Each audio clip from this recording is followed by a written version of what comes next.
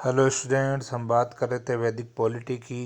इसमें हमने चर्चा की अ, वैदिक पॉलिटी के अंदर आर्य जन के बारे में हमने बात की। उसके बाद हमने राजनीतिक संगठन, आर्यों के राजनीतिक संगठन के बारे में बात की। शासन पद्धति की हमने बात की। आज इसी के अंदर वैदिक पॉलिटी में फोर्थ पॉइंट है राजा, उसके अधिकार और कर्तव्य, राजा के राइट्स और ड्यूटीज़ की। तो आर्य कबीलों में राजा के पद की उत्पत्ति कब और कैसे हुई, ये एक विवादास्पद प्रश्न है। मतलब कन्फर्म पता नहीं है कि आर्यों में राजा का पद कब बना और कैसे बना। तो ऐसे अनुमान है कि संभावना है कि भारत आने वाले आर्यों को पग पग पर जो है अनार्य जातियों से जिस प्रकार जबरदस्त संघर्ष करना पड़ा था, उसके लिए सैनिक संगठन की एकता तथा एक सफल सेनानायक की आवश्यकता अनुभव हुई होगी। तो जब हर कदम पर संघर्ष करना था, तो संघर्ष करने के लिए आर्यों को एक लीडर चाहिए था, सेना को संगठित कर सके और सेना का नेतृत्व कर सके। तो ऐसे एक सेना नायक की आवश्यकता अनुभव हुई होगी और बाद में ये सफल सैनिक नेता ही राजा बन गया होगा, ऐसा अनुमान लगाया गया है। तो ऋग्वेदिक काल में अधिकांश राज्य छोटे छोटे थे, उत्तरवेदिक काल में बड़े बड़े हो गए, परंतु राजाओं के अधिकार और सम्मान में किसी प्रकार की कमी नहीं थी। यानी ऋग्वेदिक काल में राज्य भले ही छोटे हो, लेकिन राजा का सम्मान, अधिकार, पावर जो है उसमें किसी प्रकार कोई कमी नहीं थी। राजा अपने राज्य का प्रधान अधिकारी होता था और सामान्यतः उस राज्य की सभी शक्तियां राजा में ही केंद्रित होती थी। शासन की सुविधा की दृष्टि से राज्य के अधिकारियों तथा कर्मचारियों को नियुक्त करना या पद से हटाना राजा के अधिकार में था। न्याय के क्षेत्र में भी सर्वोच्च न्यायाधीश राजा ही होता था। अंतिम अपील की सुनवाई राजा ही करता था। जैसे आज होता है ना, सुप्रीम कोर्ट का फैसला आने के बाद भी राष्ट्रपति के पास लोग दया याचिका लगा करके जाते हैं ना, तो इस टाइप से तो अंतिम अधिकार यहाँ राजा के पास था। परंतु व्यवहारिकता में उसे अपने कर्तव्यों का पालन करना पड़ता था। अपने अधिकारियों से विचार विमर्श करने के बाद शासन संबंधी नीतियाँ वो तय करनी पड़ती थी। जन समितियों के विचारें जो होती थी, जो जनता की जो समितियाँ होती थी, उनके जो विचार दिए जाते थे उनका सम्मान करना पड़ता था। राजा के प्रमुख कर्तव्य थे अपनी प्रजा की जीवन और संपत्ति की रक्षा करना। दूसरा, बाह्य आक्रमण से राज्य की सुरक्षा करना, अपने राज्य के विस्तार के लिए युद्ध करना। शांति काल में जब युद्ध नहीं चल रहा, शांति का टाइम चल रहा, तो यज्ञ अनुष्ठान करना ताकि प्रजा की भौतिक और आध्यात्मिक उन्नति में सहयोग देना। तो यज्ञ अनुष्ठान करना, ईश्वर की खुश करके प्रजा को भौतिक और आध्यात्मिक उन्नति दिलाना। गुप्तचर व्यवस्था का संचालन करना, तो एक राजा के लिए, एक राज्य के लिए गुप्तचर व्यवस्था बहुत मजबूत होना बहुत आवश्यक है। अपराधियों को दंड देना, विद्वानों तथा साधु सन्यासियों का आदर करना, उन्हें आर्थिक सहायता देना, ये राजा के प्रमुख कर्तव्य थे। यद्यपि उस युग में राजा को भूमि का स्वामी नहीं माना जाता था, राजा जमीन का मालिक नहीं है, फिर भी वो प्रजा उसकी आज्ञाओं का पालन करती थी और राजा को नियमित रूप से कर देती थी, जिसको बलि बोलते हैं। ये 2 नंबर के सवाल पूछते हैं, ऋग्वेदिक काल में राजा को दिए जाने वाले कर का नाम क्या है, तो बलि। ये 2 नंबर में पूछा जाता है। बलि जो नामक टैक्स जो दिया जाता था जनता द्वारा राजा को। उत्तरवैदिक काल में राज्य बड़े बड़े हो गए, फलस्वरूप राजा की प्रतिष्ठा, संपत्ति, सत्ता भी बढ़ गई, विकास हुआ। इस युग में जनता द्वारा राजा को चुनने की प्रथा लगभग समाप्त हो गई। ऋग्वेदिक काल में जनता चुन रही थी, अब जो है ये वंशानुगत हो गया, राजा के बाद उसका पुत्र राजा, ये वंशानुगत प्रथा प्रारंभ हो गई। तो वंशानुगत राजाओं की परंपरा प्रतिष्ठित होती गई। इस युग में राजा की देवी उत्पत्ति का सिद्धांत अधिक लोकप्रिय बन गया। यानी राजा जो बना है भगवान की मर्जी से बना है, ईश्वर की इच्छा से बना। तो ये देवी उत्पत्ति का सिद्धांत है कि भगवान ने उसको राजा बनाया। तो इससे क्या हो गया, धार्मिक क्षेत्र में उसकी और प्रतिष्ठा बढ़ गई। तो देवी उत्पत्ति का सिद्धांत अधिक लोकप्रिय बन गया, जिससे राजा के अधिकार में पहले की तुलना में, ऋग्वेदिक काल की तुलना में अब उत्तरवेदिक काल में जो अपेक्षा काफ़ी वृद्धि होगी इसके अधिकारों में। परंतु इससे उसके कर्तव्यों में कमी नहीं है। तो उसके पावर बढ़े हैं, लेकिन उसकी ड्यूटीज़ भी कम नहीं हुई है, उसके कर्तव्य भी बढ़े हैं। नहीं, उसकी निरंकुशता में वृद्धि। निरंकुशता मतलब कठोरता उसकी बड़ी नहीं है, जनता के प्रति उसका उदार व्यवहार है, कठोर व्यवहार नहीं है।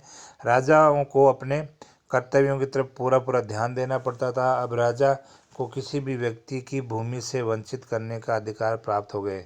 अब राजा जो है किसी व्यक्ति को भूमि से वंचित कर सकता था। राजा जनता को उनकी आय का 1/6 भाग कर वसूलता था। यानी जितनी उनकी इनकम होती थी उसका 1/6 भाग वो टैक्स में रूप में लेता था। उसी टैक्स को बलि शुल्क या भाग बोलते थे।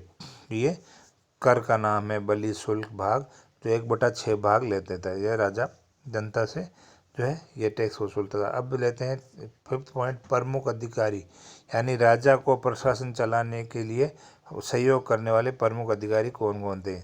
तो शासन व्यवस्था में राजा की सहायता के लिए कुछ पदाधिकारी होते थे। तो ऋग्वेदिक काल में कौन थे? पुरोहित, सेनापति और ग्रामीणी, ये नामक प्रमुख अधिकारियों का उल्लेख है। आगे हम उत्तरवेदिक काल में पढ़ेंगे तो ये अधिकारियों की संख्या बढ़ गई है। तो राजा के बाद सबसे प्रमुख अधिकारी पुरोहित होता था, जो सेकंड राजा के बाद था। वह राजमंत्री राजा के दरबार का राजमंत्री था, पथ प्रदर्शक यानी मार्गदर्शन करने वाला था, दार्शनिक था और योद्धा भी था। शांति काल में यह धार्मिक कार्यों में व्यस्त रहता था। तो जो शांति काल चलता था तो ये जो पुरोहित है वो धार्मिक कार्य करता था, और युद्ध काल में अपने राजा की विजय और सैनिकों को उत्साह बढ़ाने के लिए देवी शक्तियों का आह्वान करता था। यानी यज्ञ आदि करके जो सेना में जोश बढ़ा था और राजा की विजय के लिए आह्वान करता। सेनापति राज्य की सेना का प्रधान होता था और युद्ध में सैन्य संचालन का उत्तरदायित्व सेनापति का ही होता था। वे अपनी देख रेख में सैनिकों को प्रशिक्षण की व्यवस्था करता था। यानी उसकी निगरानी में सैनिकों को ट्रेनिंग देने की व्यवस्था सेनापति की निगरानी में होती थी। तीसरा जो अधिकारी ग्रामीणी, वह गांव का मुखिया होता था और वह गांव में राजा का प्रमुख सैनिक और असैनिक अधिकारी था। यानी गांव में सैनिक अधिकारी भी वही है और गैर सैनिक अधिकारी जो कर्तव्य थे वो भी ग्रामीणी के पास थे। तो इन तीनों प्रमुख अधिकारियों के अलावा और भी थे। सूत यानी रथ चलाने वाला, रथकार यानी रथ बनाने वाला, और करमार नाम का भी जो है इसके कर्मचारी अधिकारियों का नाम मिलता है।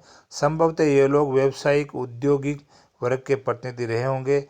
इन अन्य पदाधिकारियों में पूर्व यानी जो दुर्ग का रक्षा करने वाला, पूर्व जिसको बोलते हैं दुर्गपति, स्पष्ट यानी गुप्तचर जिसको हम जासूस बोलते हैं, और दूत, ये भी इस समय के प्रमुख अधिकारी थे।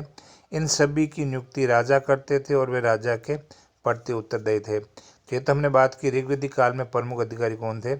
उत्तरवेदिक काल के प्रमुख अधिकारियों की संख्या बढ़ गई है उत्तरवेदिक काल में, और शतपथ ब्राह्मण में 11 अधिकारियों का उल्लेख मिलता है। शतपथ ब्राह्मण जो ग्रंथ है वो उत्तरवेदिक काल में 11 प्रमुख राजा के अधिकारियों का वर्णन करता है, जिसमें प्रमुख थे सेनानी, पुरोहित, युवराज यानी राजा का बेटा, महिषी यानी राजा की पत्नी रानी, सूत यानी सारथी, ग्रामीणी, प्रतिहारी या रक्षा करने वाला सता है ना, संग्रहिता कोषाध्यक्ष मतलब खजांची जिसको बोलते हैं, भागदूत यानी कर इकट्ठा करने वाला, कर संग्रह करता, अक्षवाप यानी ध्रुत कीड़ा का प्रदान, जो खेल होता है जैसे महाभारत में ध्रुत कीड़ा खेली जाती है जिसमें पांडव हारते हैं, तो वो ध्रुत कीड़ा का प्रदान के लिए अक्षवाप, और पालागल जो राजा का मित्र होता था पालागल। तो ये प्रमुख 11 अधिकारी उत्तरवेदिक काल में थे। तो सता यानी प्रतिहारी या रक्षा करने वाला अधिकारी था। तो राजा के पदाधिकारियों को रत्नी कहा जाता था। इन अधिकारियों के लिए वर्ड कहाँ मिल गया? रत्नी। ये परीक्षा में कई बार पूछा जाता है कि वैदिक काल में राज्य के अधिकारियों के लिए किन शब्द का प्रयोग किया गया, तो रत्नी शब्द इनके लिए प्रयोग किया गया। ये सभी अधिकारी राजा के प्रति उत्तरदायी होते थे और उनकी पदोन्नति और पदावनति यानी उनका प्रमोशन होना या पद से हटाना राजा की कृपा पर निर्भर था।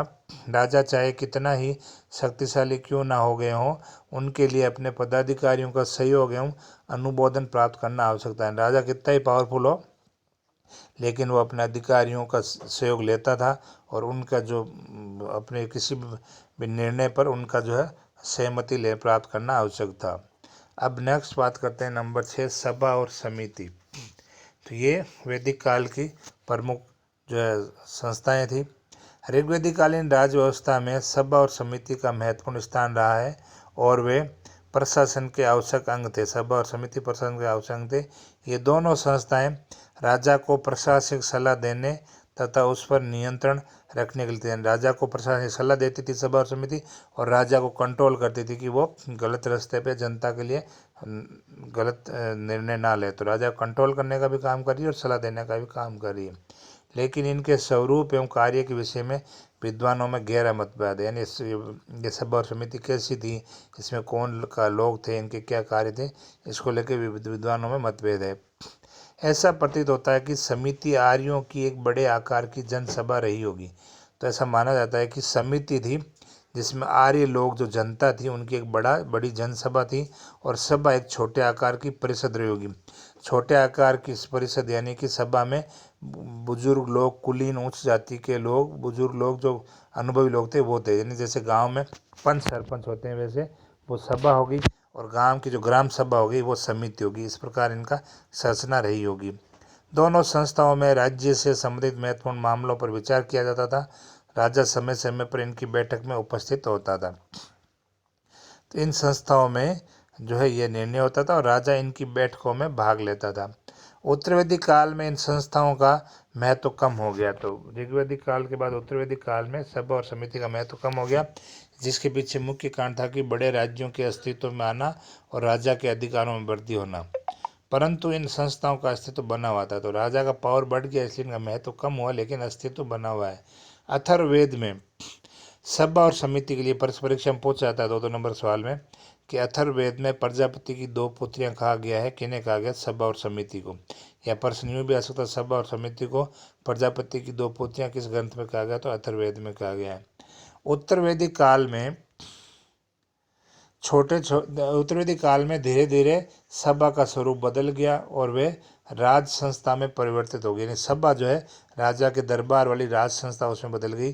स्वयं राजा भी उपस्थित उसमें रहने लगा। उत्तरवैदिक काल में समिति का स्वरूप भी बदल गया और अब वे राज्य की केंद्रीय संस्था की भांति काम करने लगी। यानी गांव से निकल करके वो केंद्रीय संस्था की भांति काम कर रही है।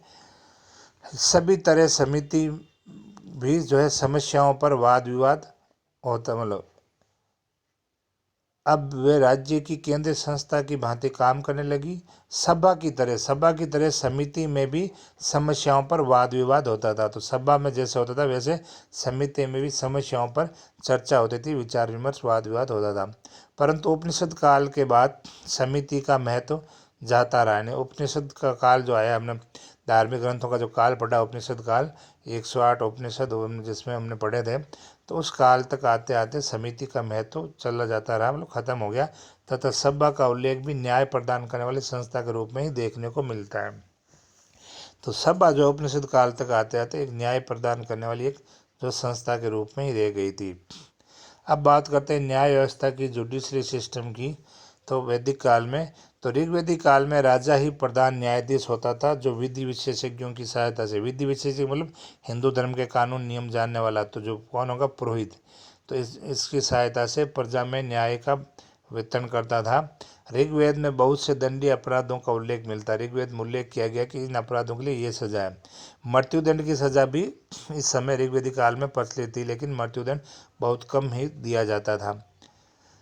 अग्नि परीक्षा होती थी, जैसे आप रामायण में देखते हो सीता माता की अग्नि परीक्षा। जल परीक्षा यानी जल में जो है, जैसे जल में किसी को उतार देना, जिसको तैरना नहीं आता है, तो बोला जाता था कि जो सच्चा होगा वो बच के आ जाएगा ना। जल परीक्षा का भी उल्लेख मिलता था।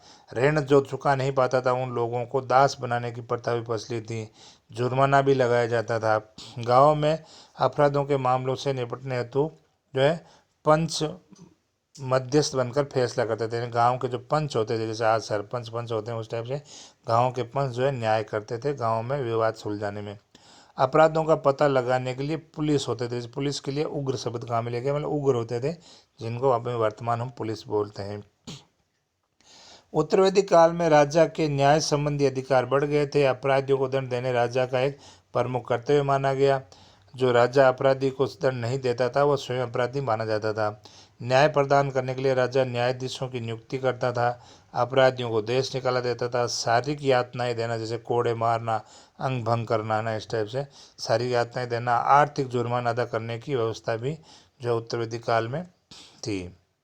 अब हम 8वां लेते हैं, युद्ध विधि। यानी इस वैदिक काल में राजा युद्ध किस प्रकार के होते थे और युद्ध में किन अस्त्र शस्त्रों का प्रयोग होता था, कौन कौन युद्ध में भाग लेते थे और किस प्रकार के युद्ध होते थे। तो युद्ध विधि वार मेथड में कि बाह्य और आंतरिक युद्ध आर्यों के जीवन के आवश्यक अंग बन गए। बाह्य मतलब बाहर के किसी ने, मतलब क्या, आंतरिक मतलब आर्य लड़ रहे हैं, बाह्य मतलब आर्य अनार्य और बाहर कोई अदर लड़ रहा है, तो वो ये आवश्यक अंग युद्ध के थे। आर्यों के जीवन का मुख्य भाग था युद्ध। उनकी युद्ध नीति मूलतः आक्रामक थी। आक्रामक मतलब चला के युद्ध करना। रक्षात्मक क्या होता है कि हम पे हम युद्ध हुआ, आक्रमण हुआ, हम अपनी रक्षा कर रहे हैं। आक्रामक यानी हम चला के युद्ध कर रहे हैं। तो इनकी आर्यों की युद्ध नीति मूलतः आक्रामक थी, लेकिन कभी कभी उन्हें रक्षात्मक नीति भी अपनानी पड़ती थी। जन का प्रत्येक पुरुष सैनिक होता था। तो इस युद्ध मतलब जो जन होता था, राजा का राज्य, उसमें हर पुरुष जो है सैनिक होता था और आवश्यकता पड़ने पर उसे शस्त्र धारण करके युद्ध में भाग लेना पड़ता था। साधारण सैनिक होते थे वो पैदल होते थे, युद्ध करते साधारण सैनिक पैदल युद्ध करते थे। इनके पास धनुष, बाण, तलवार, भाला, फरसा, कुठार आदि से ये लड़ते थे। राजा तथा योद्धा घोड़ों एवं रथों पर सवार होकर युद्ध करते थे। वे कवच और शिरस्त्राण, कवच लोहे का कवच, शिरस्त्राण लोहे का टोपा दान करते थे ना, आज की भाषा में हेलमेट। तो ऋग्वेद में दुर्गों का घेरा डालने और तोड़ने की जानकारी मिलती है। तो ऋग्वेद में पता लगता है कि दुर्ग को घेरना, उनको तोड़ना, ये सब जानकारी ग्रंथ में मिलती है। युद्ध प्राय नदियों के तटों पर लड़े जाते थे। युद्ध में धर्म को प्रधानता दी जाती थी। धर्म की प्रधानता मतलब छल कपट का सहारा नहीं ले। जैसे रामायण महाभारत में देखते हैं कि रात्रि होने पर युद्ध रोक दिया जाता था, घायलों को फिर इलाज किया जाता था, मरने वालों का अंतिम संस्कार किया जाता था। तो ये धर्म युद्ध में धर्म को प्रधानता दी जाती थी, यानी छल कपट और बेईमानी का प्रयोग नहीं होता था। ऐसा ही घायल और शरण में आए हुए और निशस्त्र व्यक्ति पर प्रहार नहीं किया जाता था। तो ये आर्यों की युद्ध विधि ऋग्वेदिक काल में थी। उत्तरवेदिक काल में युद्ध विधि उत्तरवेदिक काल में जो युद्ध विधि और अस्त्र शस्त्रों में कोई विशेष अंतर नहीं आया। मतलब युद्ध वैसे ही लड़े जा रहे हैं और हथियार भी उनके वही हैं। अब आर्यों के आपसी युद्ध बढ़ गए, यानी आर्य आपस में ज़्यादा लड़ रहे हैं। इससे सैनिकों का महत्व भी बढ़ गया। जब युद्ध ज़्यादा हो रहा है तो सेना का महत्व भी बढ़ गया। अब भी सामान्यतः धर्म युद्ध का सिद्धांत प्रचलित था, यानी इस धर्म युद्ध मतलब वही छल कपट का सहारा नहीं लेना, बेईमानी का सहारा नहीं लेना, ऐसा इस घायल और शरण में आए हुए पर प्रहार नहीं करना। तो ये धर्म युद्ध का सिद्धांत अभी भी प्रचलित था। युद्ध भूमि में योद्धाओं का उत्साह बढ़ाने के लिए युद्ध वाद्य यंत्रों का, ध्वजों का वे प्रयोग किया। ध्वज जैसे हर एक देश का अपना ध्वज होता है, हर एक राज्य का अपना ध्वज होता है, उसका प्रयोग ताकि सेना में जोश भरने के लिए युद्ध वाद्य यंत्रों से जो सेना में जोश दिलाया जाता था। विजयोत्सव, जब विजय होने के बाद में जन स्तर पर बड़ी धूमधाम से मनाया जाता था। जीतने के बाद में उस जश्न को बड़े धूमधाम के साथ मनाया जाता था। तो ये हमने पढ़ी आर्यों की वैदिक काल में आर्यों की राजन्य व्यवस्था, राज्य व्यवस्था। नेक्स्ट कल हम टॉपिक लेंगे वैदिक कालीन अर्थव्यवस्था, वैदिक इकोनॉमी। तो आज का टॉपिक इतना ही।